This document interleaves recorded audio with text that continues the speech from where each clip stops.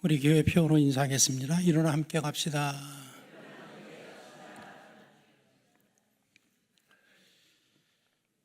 지난주 운영위원회 모임이 있었습니다.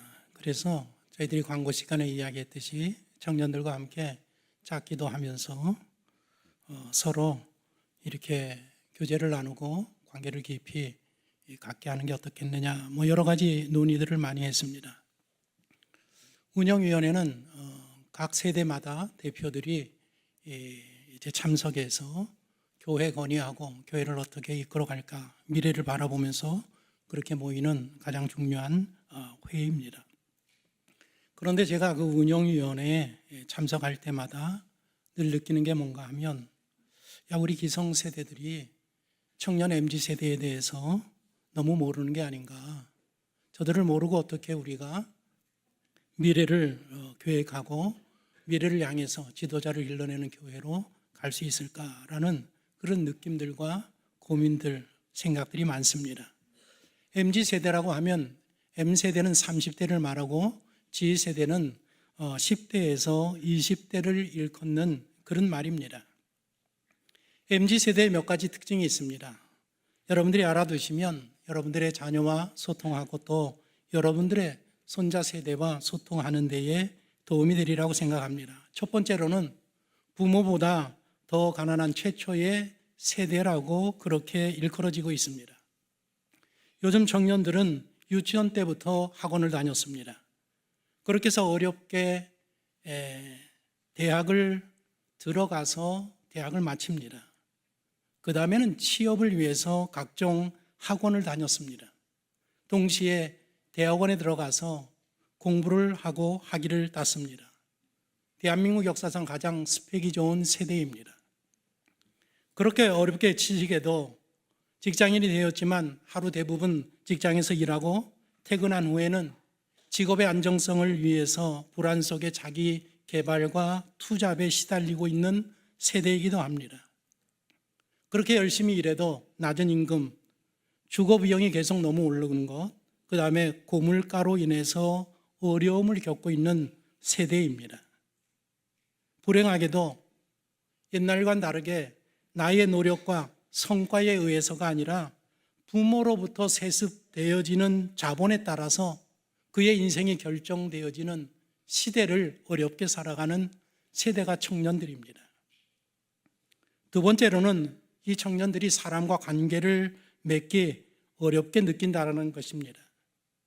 10대, 20대 청년들 가운데의 56%가 거절에 대한 두려움 때문에 새로운 관계를 맺지 못하는 경험을 하고 있다고 이야기합니다. 사람들과의 관계는 친구와의 관계에서부터 시작이 됩니다. 어릴 때 아무것도 모를 때에 친구들과 관계를 맺으면서 그래서 그것이 우정이 커서 연인과의 관계, 가족과의 관계까지 발전시켜 나가는데 기본적인 이 우정의 관계조차도 어려움에 겪고 있는 세대가 청년들입니다. 또한 이 청년은 가장 깊은 수준의 외로움을 호소하는 그런 세대입니다. 우려할 수준입니다. 20대의 40%가 항상 늘 외롭다고 그렇게 느끼고 있다고 대답을 하고 있습니다. 그리고 10명 중에 2명은 내가 공경에 처하면 나를 도와줄 가족이나 친구도 없는 고립 상태에 놓여 있습니다. 나라에서도 이런 심각성을 인지하여서 지난주에 고립 전담 차관을 임명을 했습니다. 많은 나라가 이 외로움의 문제, 이 문제 때문에 지금 전전긍긍하고 그러고 있습니다. 우리 청년 세대가 굉장히 활달하고 밝은 것 같지만 굉장히 깊은 외로움 가운데 살고 있다는 것을 인지하셔야 합니다. 그리고 네 번째로는 과도한 불안에 시달리고 있는 세대라고 합니다. 지난번에 결혼식 때문에 미국에 갔다가 제가 미국에 가면 될 수 있으면 꼭 구글에 들려서 한번 이제 돌아보는데 이번에도 시간을 내서 구글에 다녀왔습니다. 얼마나 잘 돼 있는지 모릅니다. 거기 들어가면 알고 있는 모든 사람들은 다 점심 식사를 무료로 제공합니다. 1층에 가면 큰 로비에 세계 각국의 음식들이 다 있습니다. 한국의 호텔 뷔페보다 훨씬 맛있는 모든 음식이 다 되어 있습니다. 거기에 와서 자기가 먹고 싶은 대로 먹을 수 있고, 또 2층, 3층, 이렇게 4층 올라다 보면 가는 곳마다 카페가 있고 냉장고가 있고 과일이 있고 그 커피가 있고, 그 다음에 샌드위치를 만들어서 냉장고에 다 넣어놓습니다. 마음껏 먹으라고. 그래서 점심 식사를 하고 어떤 사람들은, 청년들은 또 그 점심 식사를 도시락에 싸서 집에 가져가기도 합니다. 아무도 이야기하지 않습니다. 먹는 것은 우리가 책임질 테니까, 여가는 우리가 책임질 테니까 열심히 일해라. 그래서 그 밥 먹는 시간에도 아이패드를 놓고 노트북을 놓고 혼자 먹는 친구도 있고 둘이 대화하면서 먹는 친구도 있고, 그 먹는 식당 옆에도 이렇게 칸칸이 다 있어서 언제 어디서 모여서 회의할 수 있는 그런 여건들을 다 마련해 두었습니다. 소파들이 얼마나 아름답고 얼마나 편안한지 보는 순간에, 앉는 순간에 야, 이거 교회 가지고 갔으면 좋겠다, 그런 생각이 들 정도로 시설을 너무 잘 해놨습니다. 그럼에도 불구하고 거기에서 일하는 최고의 직장인들이 노심초사 불안 가운데 있습니다. 2년 전에 대대적인 감원이 있었습니다. 2년이 지난 지금도 계속해서 감원이 추진되고 있습니다. AI가 점점 더 발전하면서 구글에서 이번에 제미나이 AI 전용되는 큰 건물을 완공해서 그 건물도 제가 다녀보았습니다. 그렇게 좋은 환경에서, 좋은 직장에서 그 많은 연봉을 받으면서 지금 일하고 있지만 언제 내가 이 자리에서 퇴출될지 모른다라는 그런 불안감 때문에 전전긍긍하고 그런 상태에서 직장 생활을 합니다. 실제로 제가 여쭤보고 물어보고 답을 얻은 겁니다. 이렇게 과도한 불안에 시달리고 있는 세대가 우리 청년 세대입니다. 그리고 탈호와 사주에 빠져 있는 세대이기도 합니다. 청년들의 74%가 운세나 사주풀이를 즐기고 있습니다. 우리나라뿐만 아니라 미국의 MZ세대도 80%가 점성술을 믿습니다. 서양에는 별자리로 운세를 치는데 그것을 믿고 이 청년들이 주 1회씩, 거의 58%는 주 1회씩 점성술을, 운세를 본다라는 것입니다. 그리고 더 나아가서 매일 챗 GPT를 통해서 자기의 사주를 보는 것을 즐기는, 그렇게 AI를 활용하는 세대이기도 합니다. 점집에서 알고자 하는 게 무엇인가? 청년들은 연애운, 결혼운, 직업, 그 다음에 재물운을 보기 위해서 점집을 찾는다고 합니다. 마침 이번에 미국에 또 갔을 때에 주일날 예배 드리기 위해서 우리 딸과 사위와 함께 교회를 가는데, 우리 유학원 청년 하나, 여자 청년 하나를 픽업해서 가야 된다고 해서 일찍 서둘러서 함께 움직였습니다. 차에 올라타서 이런저런 이야기를 하는데 어떻게 유학을 가게 됐느냐, 얼마나 똑똑한지 모릅니다. 그래서 이 한 20대 초반 되어 있는 여자 유학생과 이야기를 나눴는데 어떻게 유학을 오게 되었는가 하면, 저 지방 대도시에 사는 청년인데 어머니 아버지가 예수를 믿지 않은 불신자 집안입니다. 어릴 때부터. 그런데 어릴 때에 이 학생의 어머니가 어릴 때에 점을 봤는데 그 점집에서 뭐라고 이야기했는가 하면 딸의 사주에 외국에 나가는 사주가 있습니다. 그 이야기를 들었답니다. 그래서 이 어머니가 그 점을 보고 난 후에 야, 이 사주가 있으면 어떻게 해야 되나? 그래서 학교를 찾았는데 공립학교를 보내지 아니하고 대안학교를 보내야 되겠다. 대안학교를 찾다 보니까 큰 교회에서 국제학교 하는 대안학교가 있어서 거기에 이 학생을 보냈다고 합니다. 그래서 거기서부터 공부를 해서 영어를 얼마나 잘하는, 유학 왔는데 얼마나 잘하고 똑똑한지 모릅니다. 아니, 수많은 곳에 왜 산호세로 왔느냐 그랬더니 내가 공부하고 싶은 것은 해양학과인데 해양학과의 유명한 대학이 바로 여기 산호세에 있어서 산호세로 왔습니다 하면서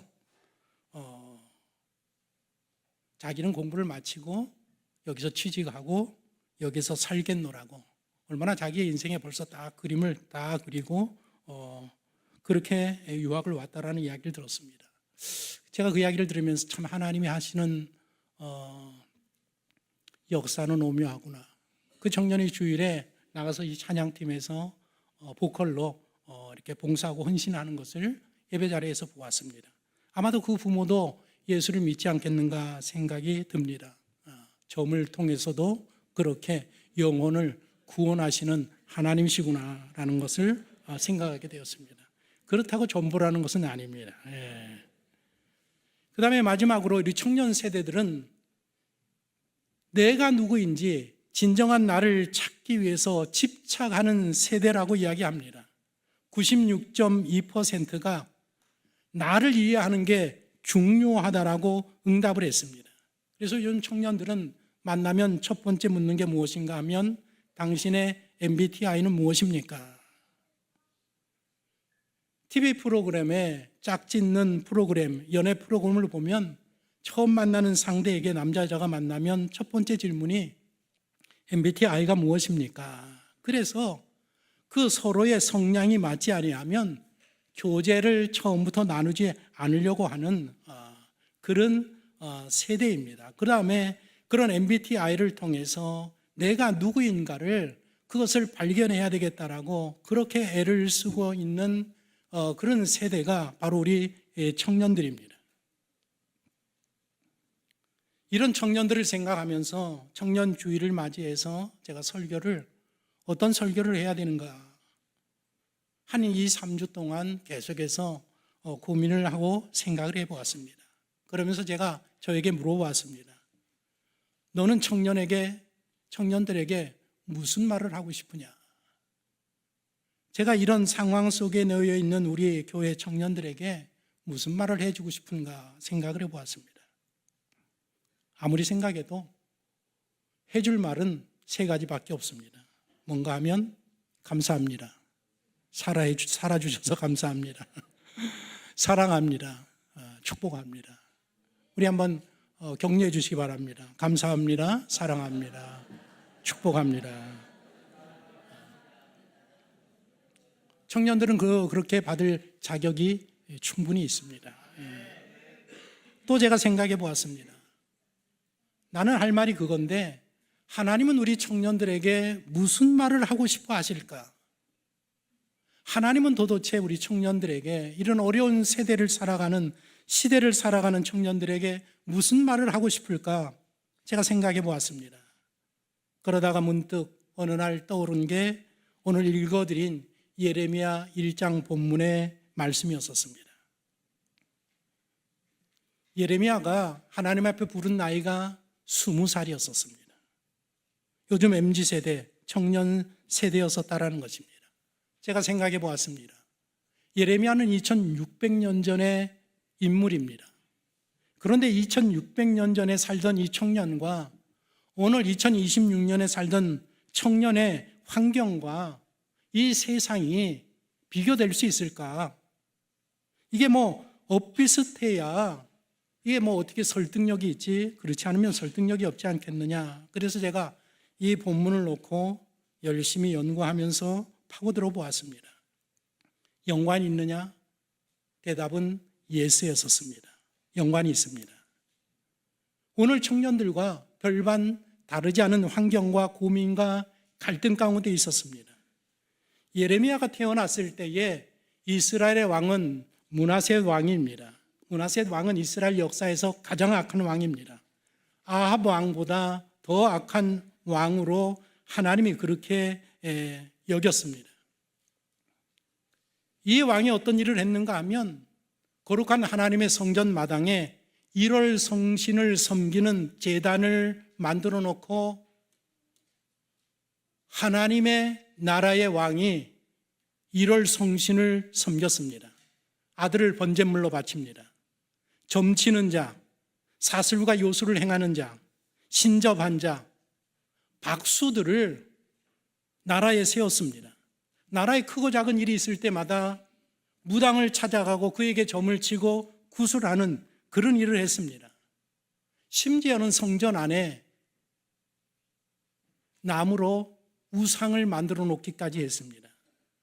왕이 그 정도이니까 그 밑에 귀족들, 신하들, 지도자들, 일반 백성들에 이르기까지 다 하나님을 떠나고 사술에 점치는 것에 운세를 보는 일에 완전히 몰두된 그런 시대에 예레미야가 태어났습니다. 두 번째로는 그의 출생지가 아나돗이라는 곳입니다. 오늘 1절에 아나돗 사람이라고 이야기하고 있습니다. 이 아나돗이라는 성읍 도시는 스토리가 있는 도시입니다. 어떤 도시인가 하면 제사장들이 유배당한 곳이 아나돗입니다. 다윗의 후계 자리를 놓고 두 아들이 각축을 벌입니다. 권력 다툼을 벌입니다. 아도니아라는 아들과 맏아들과 솔로몬이라는 아들이 권력 다툼을 벌이게 됩니다. 그때에 아도니아 편에 선 사람이 누군가 하면 대제사장 아비아달이라는 제사장과 또 다윗 휘하의 최고의 장수였던 요압 장군이 아도니아와 손을 잡고 후계 구도를 추진해 나갑니다. 그런데 솔로몬과 손을 잡은 세력은 제사장 가운데 사독이라는 제사장과 다윗의 다른 신하들은 솔로몬과 손을 잡았습니다. 결국에 이 권력 싸움에서 우리가 잘 알다시피 솔로몬이 승리합니다. 한쪽이 승리하니까 어떻습니까? 권력이라는 것은 원래 한쪽이 잡으면 그 상대방 쪽을 완전히 전멸시키는 것이 역사입니다. 우리나라 조선의 역사가 그랬고 지금도 이 나라에서 그런 일들이 진행되어져 가고 있습니다. 솔로몬이 아도니아와 요압을 처형합니다. 그러나 대제사장이었던 이 아비아달은 유배를 보냅니다. 죽이지 않습니다. 평생토록 다윗 옆에서 섬긴 공로를 인정해서 유배를 보내는데 그것이 바로 아나돗이라는 그런 성읍 도시였었습니다. 이 권력 다툼 정리되고 난 후에 이후로 종교적인 직분, 자리들, 권력은 사독 계열이 완전히 차지하게 됩니다. 그러니까 아나돗 출신의 제사장들이라고 하면 차별을 받는 것입니다. 출세의 길이 막혔다라는 것입니다. 권력에 입성하기가 어려운 것입니다. 그런데 예레미야의 부모가 아나돗의 제사장이라고 했습니다.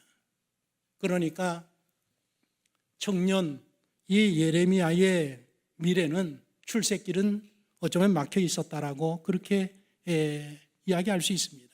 그리고 오늘날로 말하면 예레미야는 흙수저였었습니다.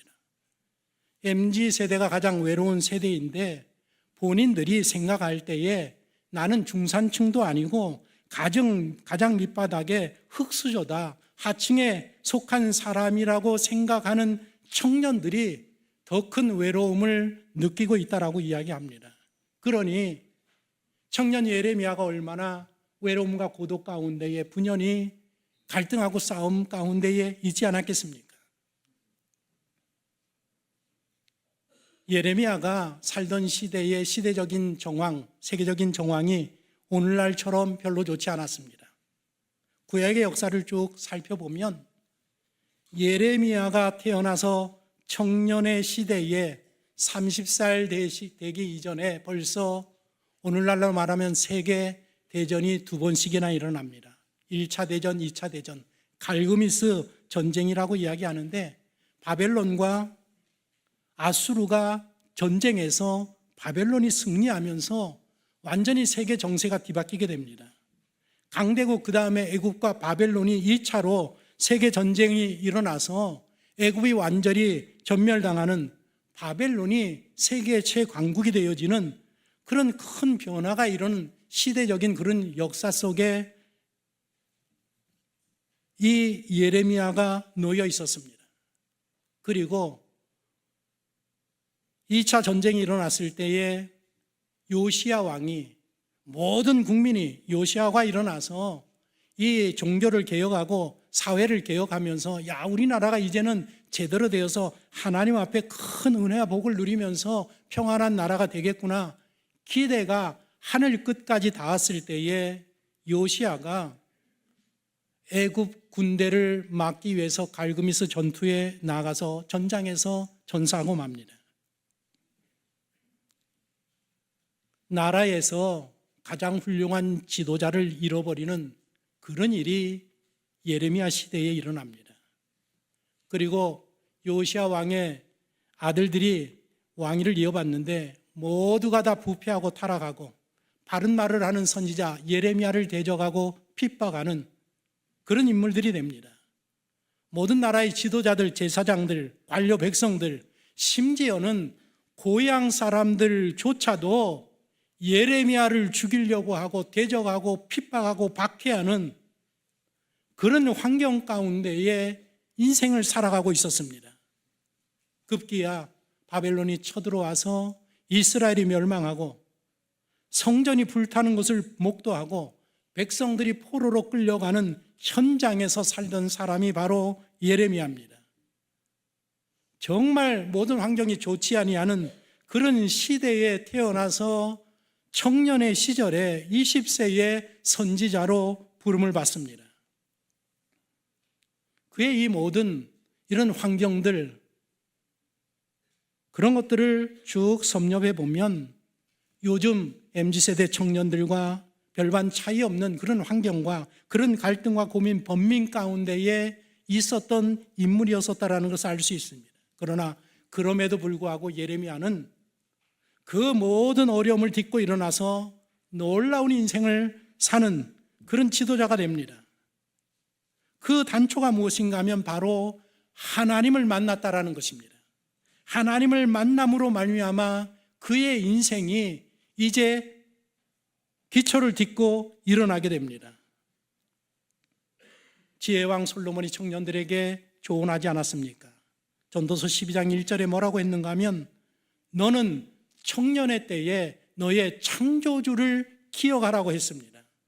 나이가 들기 전에 젊었을 때에 힘이 있을 때에 그때에 너를 창조하신 하나님을 기억하고 하나님을 만나라고 조언을 했습니다. 예레미야가 20살에 하나님을 만납니다. 오늘 본문 4절 5절을 보십시오. 우리 같이 한번 읽어보겠습니다. 여호와의 말씀이 내게 임하니라. 이르시되 너를 알았고 내가 배에서 나오기 전에 너를 성별하였고 너를 여러 나라의 선지자로 세웠노라 하시기로. 오늘날 MZ세대는 누구보다도 진정한 자신이 누구인지 나를 알고 나를 찾는 일에 집착하는 세대라고 이야기했습니다. 여러분들이 누구인지, 자신이 누구인지 알 수 있는 가장 좋고 확실한 그리고 빠른 방법이 무엇입니까? 요즘 서점에 가보면 가장 많은 책, 출판되어지는 책이 무엇인가 하면 심리학에서 나오는 책입니다. 심리학 책들이 매주 쏟아져 나옵니다. 그 심리학자들이 청년들에게 얼마나 많은 조언을 하는지 모릅니다. 오늘 청년들이 심리학자들의 영향력을 굉장히 많이 받고 있습니다. 그런데 인본주의 심리학자들이 청년들에게 하는 조언이 무엇인가 하면 이런 이야기를 합니다. 우리 모두 내면에는 숨겨져 있는 막대한 창조적인 잠재력이 있습니다. 우리 내면에는 내 자아를 실현할 수 있는 놀라운 힘이 숨어 있습니다.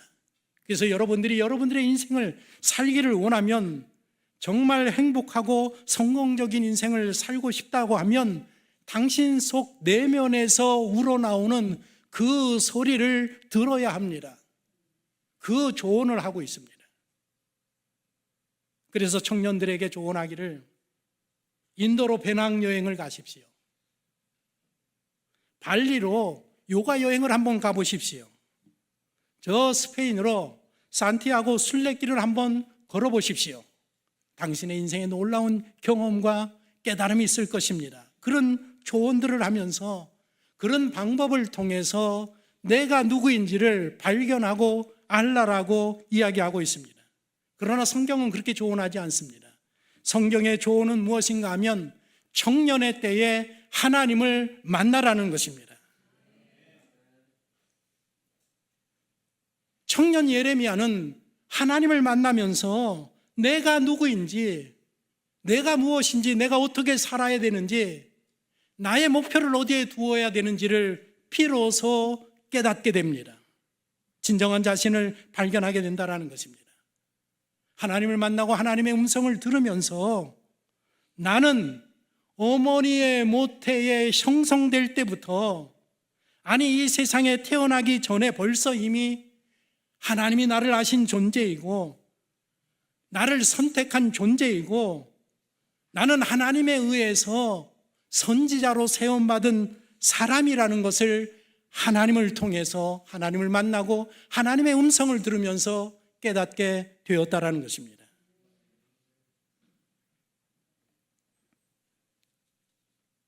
청년의 시절에 하나님을 만나셔야 합니다.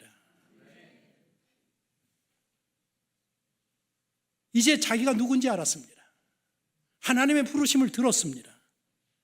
그러나 하나님이 내게 요구하시는, 내게 가라고 하는 그 길은 내가 감당할 수 없는 길입니다. 너는 세계 열방을 향하여서, 이 타락하고 부패한 민족을 향하여서 내가 전하는 말을 가서 전할지어다. 그런데 그것은 내가 감당하기 너무 어려운 일입니다. 나는 몰락한 제사장의 집안의 아들입니다. 흙수저 출신입니다. 스펙도 없습니다. 단 한 번 해외 나간 경험도 없습니다. 그렇다고 국제가 돌아가는 국제적인 정세에 대한 안목을 갖추고 있는 것도 아닙니다. 이런 내가 어떻게 하나님의 말씀을 대언하고 내가 선지자로 나가겠습니다. 부정적인 반응을 합니다. 오늘 본문 6절을 보십시오. 내가 이르되 슬프도소이다. 주 여호와여, 나는 아이라 말할 줄을 알지 못하나이다. 하나님의 부르심을 받았는데 그 반응이 무엇인가 하면, 여호와여 나를 부르시니 내가 너무 슬픕니다. 여기 예레미야 20세의 예레미야를 보면 주 여호와여라는 것은 여호와 하나님 당신은 나의 주인입니다. 내 인생의 주관자입니다. 하나님에 대한 분명한 인식과 고백이 있습니다. 그런데 그 하나님이 나를 부르실 때에 기쁨으로 아멘하며 나가는 게 아니라 슬픕니다. 슬프도소이다라는 이 말은 아주 극심한 공포, 슬픔, 절망 가운데에서 터져나온 한숨과 같은 감탄사입니다. 하나님의 부르심을 받았는데, 하나님이 내게 비전을 주었는데 그 비전을 붙들고 기뻐하고 영광스럽게 생각되는 게 아니라 오히려 두려워 떨면서 나는 이것을 감당할 수 없습니다.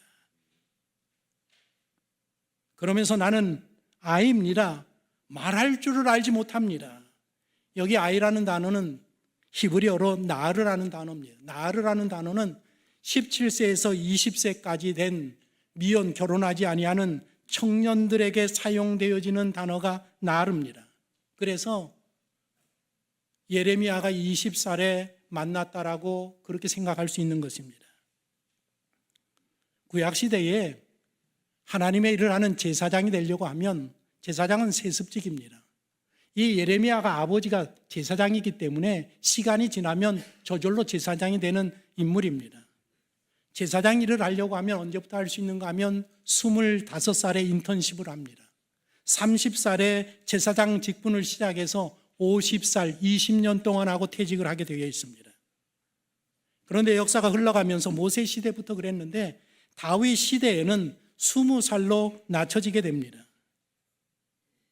어쨌든 간에 20살 나이에 열방을 향해서 하나님을 대언하는 선지자가 된다는 것은 굉장히 이른 감이 있습니다.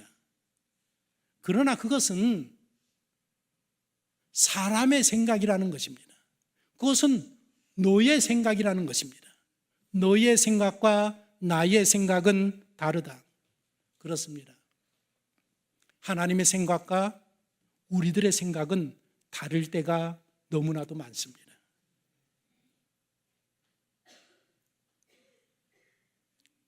하나님, 난 자격이 없습니다. 난 두렵습니다. 난 능력이 부족합니다. 하나님, 다른 사람을 세우는 게 좋지 않겠습니까? 그러는 이 예레미야에게, 청년 예레미야에게 하나님이 하시는 모습을 보십시오. 우리 하나님은 이런 하나님이십니다. 격려하시고 용기를 부여하여 주시고 능력을 허락하시고 그 다음에 반드시 내가 그런 인물이 되도록 내가 만들 것이라는 것을 약속하고 계시다라는 것입니다. 우리가 우리의 인생을 세워가고 내가 나 자신을 만들어가는 것 같아도 우리의 인생은 보이지 아니하는 하나님의 손길이 계속해서 우리를 만들어 가시고 하나님의 원하시는 그 자리에 갖다 놓으시는 우리 인생의 주관자가 여호와 하나님이심을 여러분들 믿으시기를 바랍니다. 하나님께서 예레미야에게 이렇게 합니다. 야, 예레미야야, 너 못한다고 하지 말아라. 두려워하지 말아라. 내가 지금부터 너와 함께 할 것이다. 내가 너를 도와줄 것이다. 그러면서 하나님께서 직접 하나님의 손을 예레미야의 입술에 갖다 대십니다. 무슨 뜻인가 하면 내가 너에게 언변의 능력을, 메시지의 능력을 내가 부어주노라, 그런 의미입니다. 그리고 구체적으로 그가 해야 될 일을 자세하게 설명을 해주시면서 네가 이 일을 반드시 해내게 될 것이다. 그 흔들리지 아니하는 마음을 허락하시기 위해서 두 가지 환상을 보여주십니다. 몇 가지를 보여주신다고요? 왜 두 가지일까? 왜 두 가지일까? 한 번 보면 의심할 수 있습니다. 그래서 하나님은 늘 두 번째 해서 흔들리지 아니하도록 하시는 분이 하나님이십니다.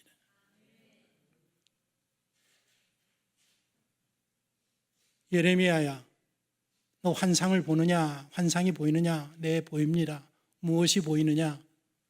살구나무에 살구꽃이 활짝 핀 그 살구나무를 봅니다.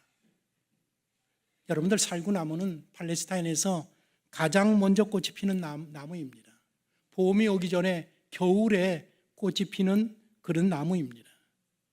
무슨 의미인가 하면 겨울을 이겨내고 잎이 나기 전에 꽃봉오리가 눈같이 하얗게 피어난다는 것은 네가 어떤 어려움과 역경과 고난이 있어도 반드시 이 일을 성취하리라, 내가 성취하게 할 것이다 라는 그런 확신을 갖게 하는 것이 살구나무에 대한 환상입니다. 두 번째 환상, 두 번째 무엇이 보이느냐? 저 북쪽에서부터 끓는 큰 가마솥이 기울어져 있는 이 예루살렘을 향하여, 우리나라를 향하여 기울어져 있는 것을 봅니다.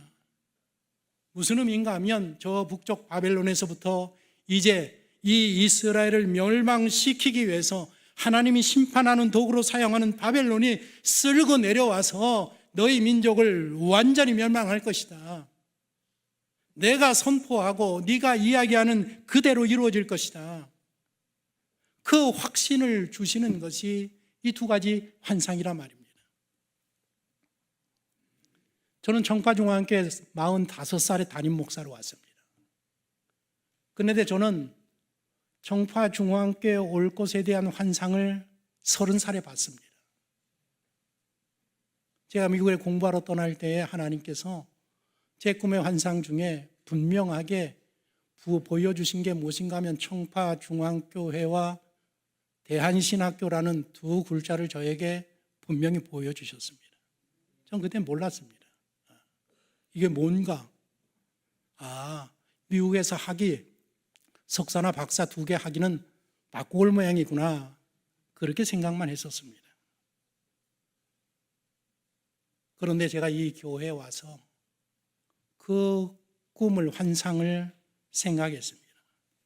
제가 벌써 이 교회에 온 지 20년 되었습니다. 지난 20년 동안 크고 작은 많은 일들이 있었습니다. 이제 그만해야 되겠다. 더 이상 못하겠다. 다른 교회로 옮겨야 되겠다. 그런 생각을 가질 때가 얼마나 많은지 알 수 없습니다. 죄송합니다. 그러나 그럴 때마다 이 교회를 떠나지 못하고 이 교회의 사명을 감당하게 하시는 것은 하나님께서 내게 분명한 환상을 보여주셨기 때문에, 그래서 나는 이 교회를 위해서 내가 내 일생을 바쳐야 된다라는 것을 하나님께서 흔들리지 아니하는 마음을 주시기 때문에 오늘날까지 견디고 버티고 오늘 이 자리에서 설교하고 있는 줄로 믿으시기 바랍니다. 저를 막대하지 마십시오. 그러면서 하나님께서 환상을 보여주시고, 예레미야야, 내가 너를 견고한 성이 될 것이다. 새 기둥이 되게 할 것이다. 놋 성벽이 되게 할 것이다. 걱정하지 말아라. 내가 너를 그런 존재로, 그런 사람으로 내가 너에게 준 비전을 이루도록 내가 확실하게 만들 것이다.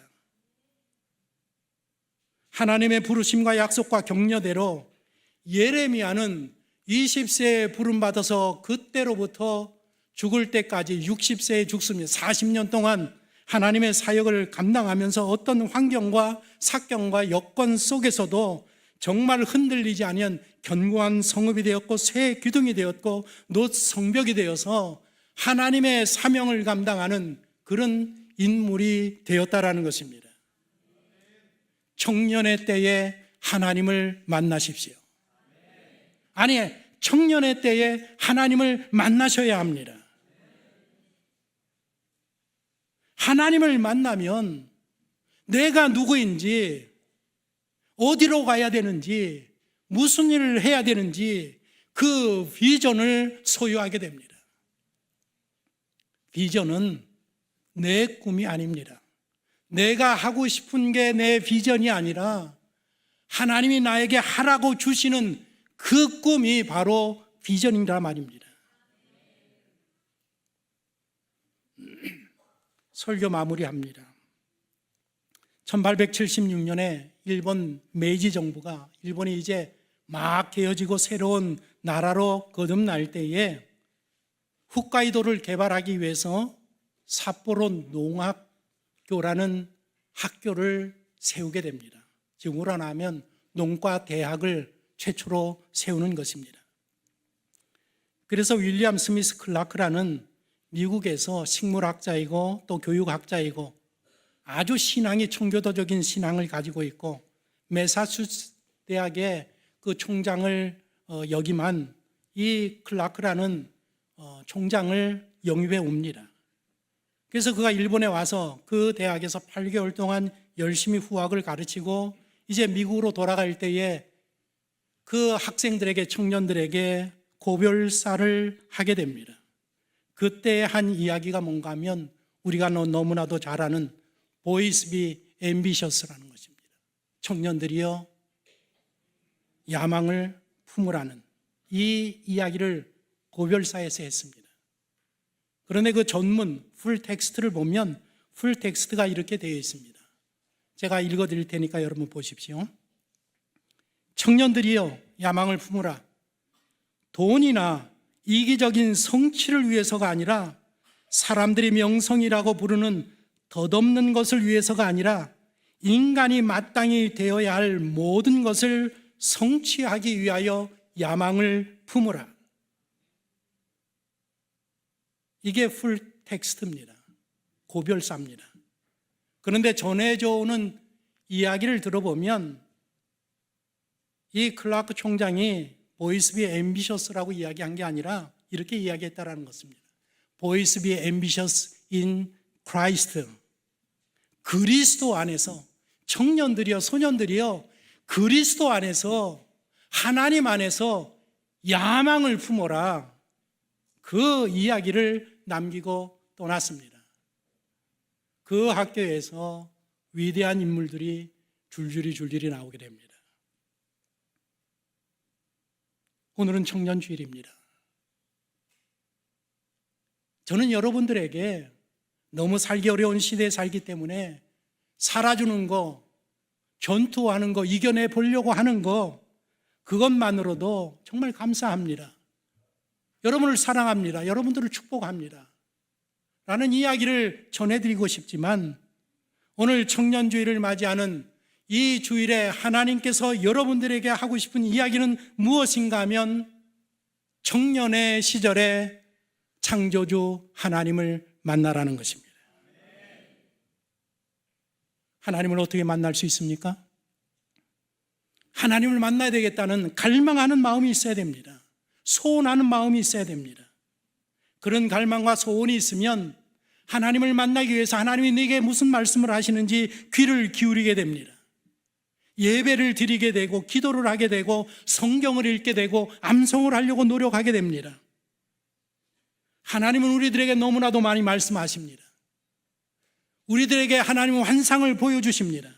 그런데 왜 우리가 하나님의 말씀을 듣지 못하고 하나님의 환상을 보지 못하느냐?